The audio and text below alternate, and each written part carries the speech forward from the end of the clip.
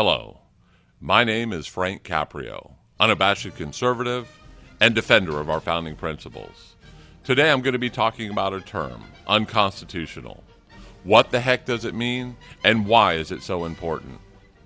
Many times I use this term when I'm speaking to people or writing on Facebook, and the reactions that I get lead me to believe that most do not understand what I am saying. When I state this, I am stating fact, not opinion. The Constitution is a concise document. It thoroughly describes the size and scope of our federal government. And that federal government is now out of control. It employs over 2.7 million people. It makes laws and regulations that far exceed the authority that was given to it by the Constitution. And that's what I'm going to get into on this talk. The obvious truth that exists and is constantly being ignored is that our federal government is out of control. Our federal government is acting illegally, and most people do not even realize it. The Constitution. Very few people know about it nowadays, which is odd to me. It is a relatively short document. It is easily understood. It is the reason that we are a country. And these are the facts about the Constitution that you need to know to be able to understand the word unconstitutional. First and foremost, the Constitution is a compact, which is a fancy word for a contract between sovereign entities. Our Constitution was the creation of the 13 colonies. When it was ratified, it created our federal government. It detailed the structure and the scope of what the federal government can do. The other important aspect of being a compact or a contract is that to properly interpret it, we must go back to the meeting of the minds. This meeting of the minds means that we go back to the original people or entities who created this compact, and we see what they meant with the phrases that they use or the words that they use. Modern day interpretations of words or twisting it around to fill a political agenda of today is not what a contract is about. Our Constitution created the government of the United States of America. It literally created the United States of America. Again, it detailed the specific functions of our federal government, and it was very concise in that description. It created an entity that the states needed to handle specific duties which were best left to a central power. Think of it as a subsidiary for a corporation. Now, let's put some pieces together. We'll start off on Article 1, Section 1. All legislative power herein granted shall be vested in a Congress of the United States. This is the first sentence. This means that all laws are to be created by Congress. The Supreme Court does not make law. The President does not make law. This function is specifically for the Congress of the United States of America. Knowing that, let's skip down to Article 1, Section 8, the enumerated powers of Congress. Article 1, Section 8 has 18 clauses which specifically describe the powers given to Congress and the only areas where laws can properly be made. James Madison described the powers given to the United States of America, this way.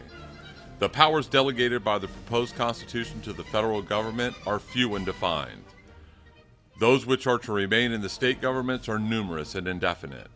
The former will be exercised principally on external objects, as war, peace, negotiation, and foreign commerce, with which last the power of taxation will, for the most part, be connected. The powers reserved to the several states will extend to all the objects which, in the ordinary course of events, concern the lives, liberties, and properties of the people, and the internal order, improvement, and prosperity of the state. I urge you to open up a pocket constitution or to go online and to read Article 1, Section 8. You will be amazed when you realize how far our Congress has gone away from the law of the land. Article 1, Section 8 are the enumerated powers of Congress. These are items which the states had done individually, but had decided that it would be better done by a group representing all of the states and the people.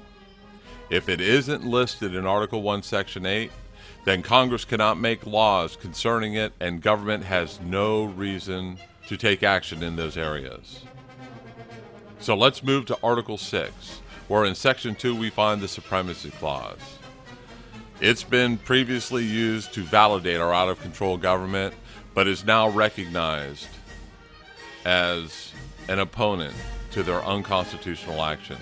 Article 6, Section 2 says, "This Constitution and the laws of the United States which shall be made in pursuance thereof, and all treaties made or which shall be made under the authority of the United States shall be the supreme law of the land." The words contained in the Constitution are by definition the supreme law of the land. Only laws made in pursuance of the Constitution are considered the supreme law of the land. Now, we throw in the 10th Amendment. The powers not delegated to the United States by the Constitution, nor prohibited by it to the states, are reserved to the states respectively or to the people. The whole of the Bill of Rights was not part of the original document. It was added about 2 years later after getting ratified by enough states. The point is, this idea was not part of the Constitution itself, because the duties and scope of the federal government were detailed, and thus it would not be necessary to add language like the 10th Amendment. Thankfully, the Anti-Federalists did push for and get this added to the document. But more of that story later. So what we have, a Congress, which is the only body that can make laws. Then we have a list of specific delegated enumerated powers which defines their job. Then we see that only laws made in pursuance of the Constitution are the supreme law of the land. And finally, if a power was not delegated to the federal government, then that power must remain at the state level or with the people. Simple enough, right? Wrong. The majority of what emanates from Washington, D.C. is unconstitutional. Our federal government started with just 3 departments. These departments were described in the Constitution and authorized by the document: the Department of War, the Department of State, the Department of Treasury. Now we include agriculture, education, energy, health and human services, homeland security, housing and urban development, interior, labor, state, transportation, and veteran affairs. These are also all by definition unconstitutional. They are not authorized by the Constitution of the United States, therefore they are unlawful. How do we justify the EPA, an agency that was created by Nixon in 1970? There is no authority in the Constitution for such an agency. The BLM, Bureau of Land Management. The Constitution permits only instances where land can be regulated by the federal government. In Article 1, Section 8, I think it's the 17th clause, over such district not exceeding 10 square miles as may be by secession of a particular state, which was to set up our capital. And also, later on in Article 1, Section 8, and to execute like authority over all places purchased by the consent of the legislature of the state in which the same shall be, for the erection of forts, magazines, arsenals, dockyards, and other needful buildings. These are the only reasons, the only instances where the federal government can own land. This also excludes things that are not authorized by those 2 paragraphs. Military bases on foreign soil, which there are over 600 across the world, national parks, and any other building, structure, or landmass that is not specifically listed above would be by definition unconstitutional for the federal government to own or maintain. Realize I have listed just 2 of the over 400 unconstitutional agencies of our federal government. Let's look at a prevalent action taken by our government on a daily basis. Realize that Congress and only Congress has the power to declare war. We have not declared war since 1941. We have been given the unholy duo of the War Powers Act and the often used AUMF, authorization to use military force. This is not a power delegated to Congress. Either we declare war or we don't. Only one of these options allows us to use our military in their rightful capacity. The other means they stay home, not abroad. Every soldier who dies in Afghanistan, Iran, Iraq, North Korea, Libya, or wherever the warmongers are off to make profits at the cost of American lives is a travesty. So many people purport to support the troops but cast a blind eye to the unlawful actions which puts them in danger. If you want to honor our Constitution and honor our troops, the solution is easy. Bring our troops home. Us being the world's police is not supported by the Constitution, nor is it morally correct. The biggest opponent to the liberty and prosperity of Americans is also unconstitutional. Of course, I am referring to the Federal Reserve, which is neither federal nor is it a reserve. It is an unholy monstrosity inflicted on Americans by Woodrow Wilson. The power delegated to Congress, quote, to coin money, regulate the value thereof, and a foreign coin, unquote, has morphed into a private corporation deciding the monetary policy of the United States of America. It is effectively unaccountable to the federal government. The Federal Reserve is an organization that has led to more misery for Americans than any single entity known. Congress was enumerated the power for this. For them to change the terms of the contract known as the Constitution would require an Article 5 convention to change it. Anything short of that is unconstitutional. There are plenty of videos and articles detailing the fiendish nature of the Federal Reserve. Thomas Jefferson warned us about this. I will also continue to talk about this in later podcasts. This is another issue on which to get educated. My point can be proven time and time again with other examples. The truth, our federal government is out of control. It breaks the law every day, and few even take notice of the events. Which brings me to my last point. The Supreme Court does not make law. It renders opinions. We have already established who rightfully makes laws. That's Congress. Within the scope of the federal government, the Supreme Court's opinion should be regarded.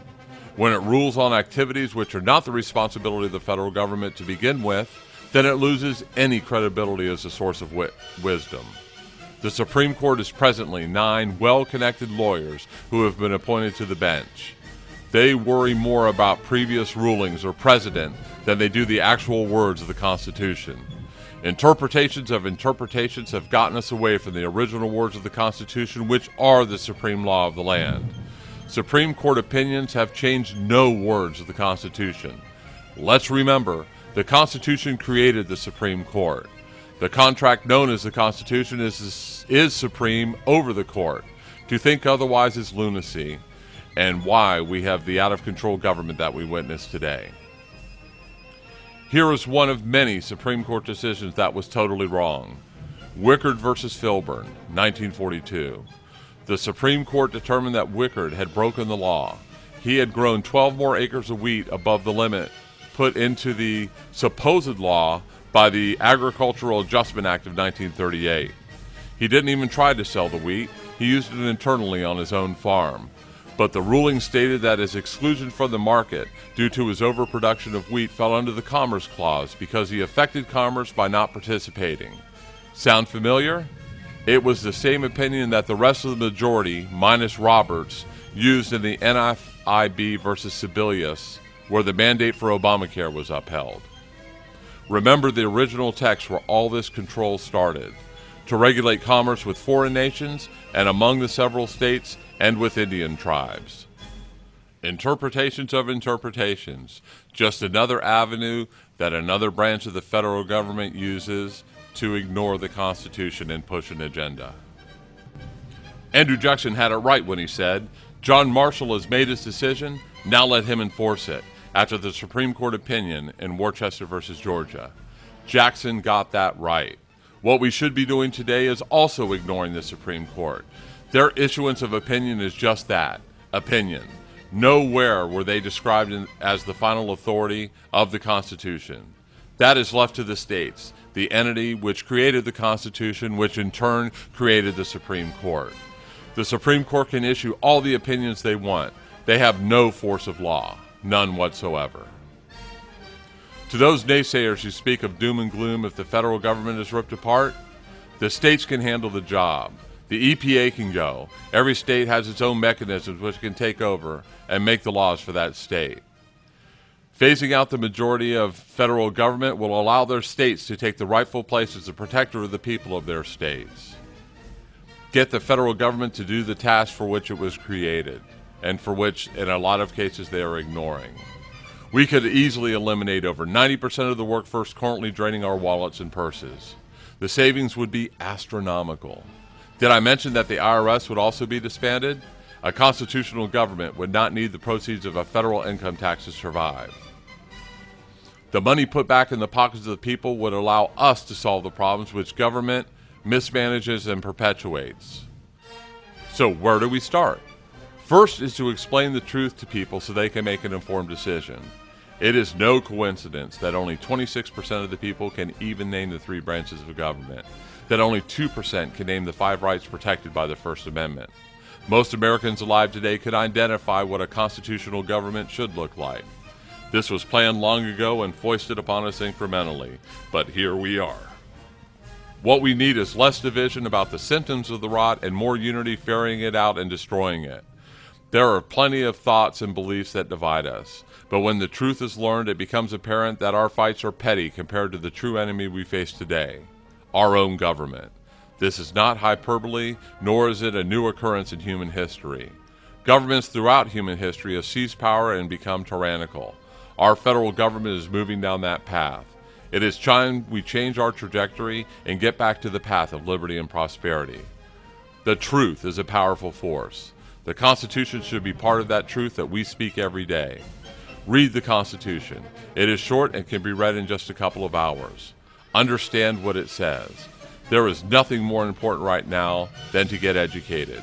There are plenty of good sources to learn our founding principles correctly. And of course, I will continue making podcasts to further this education.